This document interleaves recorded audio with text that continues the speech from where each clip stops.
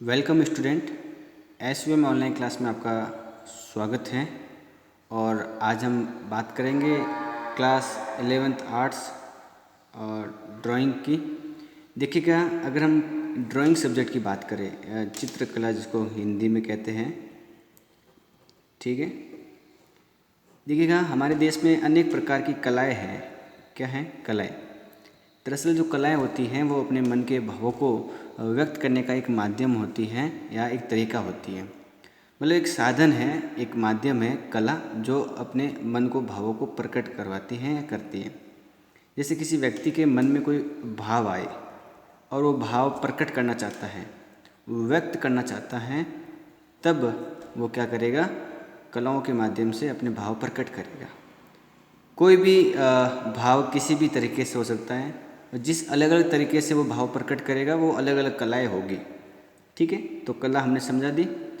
अगर कोई व्यक्ति मूर्ति बना करके कोई अपने भाव प्रकट करता है तो वो मूर्ति कला हो जाएगी। कोई व्यक्ति अगर चित्र ड्राइंग बना करके अपने मन के भाव को प्रकट करता है तो वो चित्रकला हो जाएगी, और हमें वही पढ़नी है। दरअसल क्लास 11th में हमें दो कलाओं का विशेष कर पढ़ना है, जिसमें एक तो आपकी चित्रकला है, ठीक है, और एक आपकी है मूर्ति कला। चित्र बनाने की जो कला हो गई वो हो गई चित्रकला, मूर्ति बनाने की कला मूर्ति कला हो गई। ठीक है, तो आपको विशेषकर इन दोनों के बारे में और सबसे ज़्यादा चित्रकला के बारे में पढ़ना है। ठीक है, तो मूर्ति कला मतलब स्कल्पचर आर्ट हो गई, और चित्रकला यानी ड्राइंग आर्ट हो गई। अब क्लास 11th में अगर हम बात करें तो चित्रकला का जो पेपर है वो लगभग 30 नंबर का होता है, और आपके 70 नंबर का होता है प्रैक्टिकल। तो कुल मिलाकर 100 नंबर का ये पूरा ईयरली सिस्टम होता है। 30 नंबर का आपके थ्योरी और 70 नंबर का प्रैक्टिकल क्लास 11th में। जबकि 12th क्लास में क्या होता है, 24 नंबर का तो थ्योरी हो गई, 6 नंबर स्कूल के सत्रांक हो गए, और 70 नंबर का प्रैक्टिकल हो गया। इस हिसाब से आपके 100 नंबर का सिस्टम ये 12th क्लास के लिए है, और ये जो है वो 11th क्लास के लिए है। ठीक है, तो हमने ये समझ लिया कि ये क्या है, कौन कौन से नंबर वाला सिस्टम है। अब अपना फर्स्ट लेसन की शुरुआत करेंगे आराम से, और थोड़ा बहुत पढ़ेंगे। एक बात हमेशा ध्यान रखना कि चित्रकला में आपको चित्र भी बनाना सीखना, और इसके अलावा थ्योरी भी पढ़नी है कि थ्योरी वगैरह क्या सिस्टम है।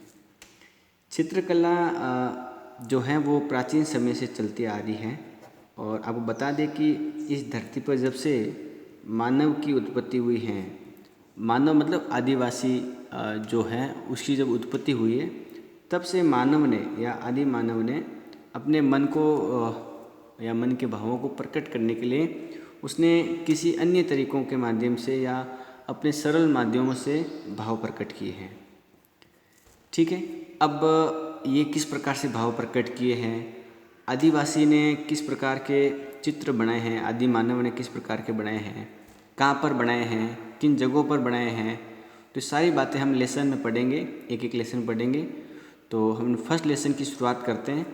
सबसे पहला जो लेसन है आपका वो प्राचीन कला के बारे में है, कि प्राचीन काल में जो कलाएं हैं वो किस प्रकार की हैं, और आदि मानव की जो कला है वो कौन कौन सी है। देखिए, पहला लेसन देखिएगा आप। पहला लेसन का नाम है आपका प्रागैतिहासिक शैल चित्र। ठीक है, देखिएगा, पहले जो लेसन का नाम है उसका मतलब समझना है, फिर लेसन की शुरुआत करेंगे, और लेसन के बारे में हम विस्तार से और सरल तरीके से बढ़िया तरीके से समझेंगे। देखो, ये जो शब्द आया है प्रागैतिहासिक, ठीक है, अगर इसको हम अलग अलग भागों में बांटे तो इसका मतलब होता है प्राक, धन, ठीक है, और इतिहास, धन, इक, इन तीनों को मिला करके आपका प्रागैतिहासिक शब्द बना है। शब्द को मैंने अलग अलग भागों में बांटा, शब्द के टुकड़े किए, तो मेरे पास 3 शब्द आए हैं। इस एक बड़े शब्द में से मैंने 3 शब्द अलग निकाले, जिसमें पहला शब्द है प्राक, धन, इतिहास प्लस इक। इसका मतलब समझते हैं। देखो, प्राक का मतलब होता है पहले, प्राचीन, पुराना, ठीक है, और इतिहास का मतलब सभी जानते हैं कि जब से इस धरती पर हमें प्राचीन समय से जिस काल से कुछ नई बातें या तथ्य या जानकारी मिलती है या आज से पहले जो भी बीत गया है वो इतिहास है। ठीक है, तो वर्तमान से पहले जो भी घटनाएं हुई हैं वो इतिहास में या अतीत में शामिल करते हैं और एक यहाँ पर पढ़ते हैं। इन दोनों को जोड़कर आपका ऐतिहासिक बनता है। ठीक है, और जब ऐतिहासिक शब्द में हम प्राग शब्द जोड़ते हैं तो प्रागैतिहासिक बनता है। तो प्रागैतिहासिक शब्द का मतलब ये हुआ कि इतिहास के पहले की बातें। ठीक है, तो इतिहास के पहले की जो बातें हैं उनको हम प्रागैतिहासिक कहते हैं। तो इस शब्द का मतलब समझ में आ गया। फिर है शैल चित्र। शैल बोलते हैं चट्टानों को। शैल किसको बोलते हैं? चट्टानों को। ये जो चट्टानें होती है उसको हम शैल भी कहते हैं। ठीक है, तो चट्टानों पर चित्र बनाए जाते हैं। पत्थरों पर, बड़े बड़े पत्थरों पर या चट्टानों पर चित्र जो मिलते हैं उनको हम शैल चित्र कहते हैं। तो कुल मिलाकर इस पूरे पाठ का मतलब ये हुआ कि इतिहास के पहले जो चट्टानों पर जो चित्र बने हैं वो हमें पढ़ने हैं। तो इतिहास से पहले चट्टानों पर जो चित्र बने हैं वो हमें पढ़ने हैं। और आपको बता दें कि इतिहास से भी पहले कौन था? आदि मानव। और आदि मानव ने क्या किए? पत्थरों पर चित्र बनाए, चट्टानों पर चित्र बनाए, अपनी गुफाओं में बनाए हैं। ठीक है, तो पाठ का मतलब समझ में आ गया। अब पाठ की कुछ 2-3 बातें हम महत्वपूर्ण देख लेते हैं। देखो, अत्यंत प्राचीन अतीत यानी बीते हुए काल को जिसके लिए न तो कोई पुस्तक और न ही कोई लिखित दस्तावेज उपलब्ध हैं उसे प्राक इतिहास या प्री हिस्ट्री कहा जाता है। महत्वपूर्ण बात है, इसको अंडरलाइन भी करना है और उन्हें कॉपी में लिखना भी है कि दरअसल कोई भी ऐसी बात इतिहास की जिस बात के लिए हमारे पास में कोई सबूत नहीं है, कोई पुस्तक नहीं है, कोई दस्तावेज नहीं है, और वो सारी जो बातें होगी वो प्री हिस्ट्री की होगी, प्राग इतिहास की होगी। दरअसल इतिहास के पहले की जो घटनाएं हैं उनका हमारे पास कोई सबूत नहीं है, हमारे पास उनकी कोई पुस्तक नहीं है, कोई लिखित दस्तावेज नहीं है। इस वजह से उन्हें हम प्राग इतिहास में शामिल करते हैं। पुस्तकें या दस्तावेज उपलब्ध होते भी कैसे मिलते हैं हमें उस समय? क्योंकि उस समय तो विकास भी नहीं हुआ था, लिखावट भी नहीं हुई थी, भाषा भी नहीं बनी, कागज़ या अन्य भाषा व्याकरण का जन्म भी नहीं हुआ, तो फिर किस प्रकार की किताबें हमें मिल सकती हैं? उस समय न तो कागज़ था, प्राचीन काल से भी पहले प्रागैतिहासिक काल में कोई कागज़ नहीं था, न कोई भाषा, लिखित शब्द, ये इस प्रकार की चीज़ें थी नहीं। न कोई भाषा थी, न लिखित शब्द थे, न कागज़ था, तो फिर किताबें कैसे मिलेगी हमें? लेकिन जानकारी तो भी मिलती हैं, वो मिलती है गुफाओं से। प्राग इतिहास को हम अक्सर प्रागैतिहासिक काल कहते हैं। इसी प्राग इतिहास को ही हम प्रागैतिहासिक काल, प्री हिस्टोरिक टाइम्स कहते हैं। ऐसी परिस्थिति में मनुष्य कैसे रहता था? हम अगर प्री हिस्टोरिकल टाइम्स में जाए तो हम एक अनुमान लगाएं और हम अंदाज़ा लगाएं कि आखिर उस समय जो व्यक्ति है, जो मानव है, जो मनुष्य है, वो रहता कैसे था, उसका जीवन यापन किस प्रकार का था, वो हम समझते हैं। ये विश्वास करना तब तक कठिन बना रहा जब तक कि विद्वानों ने उस स्थानों को खोजना शुरू नहीं किया। ये जब तक हमें पता नहीं लगा कि भी आखिर मानव किस प्रकार रहता था, जब तक हमें खोज नहीं किए।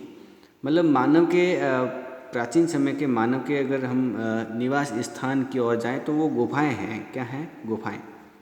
और उन गुफाओं को देख करके उनके भावों को हम समझ सकते हैं। जहाँ प्रागैतिहासिक काल के मनुष्य रहा करते थे, ऐसे स्थलों की खुदाई से पुराने औजार, मिट्टी के बर्तनों, आवास स्थलों और उस काल के मनुष्यों तथा जानवरों की हड्डियों के अवशेष मिलते हैं। एक बात ध्यान रखना कि हमें जो प्रागैतिहासिक स्थान मिले हैं, प्रागैतिहासिक स्थान को हम पूरा स्थल भी कहते हैं। क्या कहते हैं? पूरा स्थल। तो जो पूरा स्थल मिले हैं वहाँ पर कौन कौन सी वस्तुएं मिली हैं?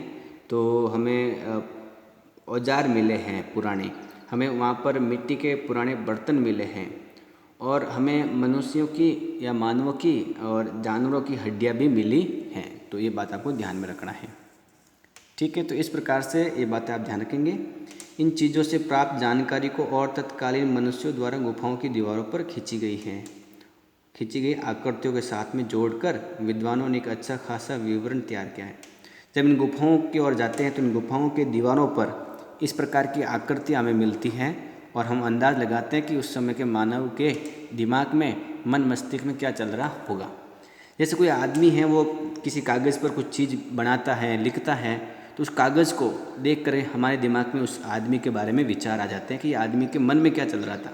जैसे एक कागज़ है और मैंने लिखा राम, तो इस राम को देखकर आपके मन में आया कि भी मेरे मन में राम शब्द आ रहा था। इसलिए हम किसी चीज़ को देख करके उस अगले व्यक्ति के मन मस्तिष्क की ओर अंदाज़ा लगा सकते हैं और विचार कर सकते हैं। ठीक है, तो आज के लिए इतने ही, बाकी अपन कल पढ़ेंगे।